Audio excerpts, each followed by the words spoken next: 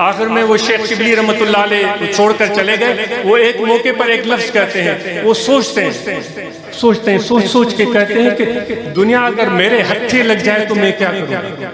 इमाम शिबली वो सोचते हैं दुनिया अगर मेरे हत्थे लग जाए तो मैं क्या करूं। सोचते सोचते उन्होंने कहा कि दुनिया क्या है। उसने कहा पैसे हैं, कपड़े हैं, सोना है, चांदी है।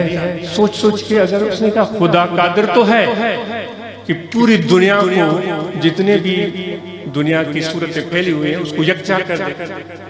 जरा सोचिएगा, यकजा कर दे। फिर वो कहने लगे अगर अल्लाह ताला अपनी कुदरत से पूरी दुनिया को एक लुकमा बना दे, पूरी दुनिया के खजाने, सोना चांदी डायमंड, पता नहीं बैंक बैलेंस डॉलर सारे एक लुकमा बना दे, शिबली क्या करोगे। उसने कहा मैं निकलूंगा, जो एक भूखा होगा उसके मुंह में डाल दूंगा और कहेगा कि मैं कभी इसको याद भी नहीं करूंगा, ये तो ऐसी चीज है ही नहीं, मैंने कुछ किया ही नहीं, मैं क्या याद करूंगा। भाई वो दिल चाहिए ना शिबली वाला।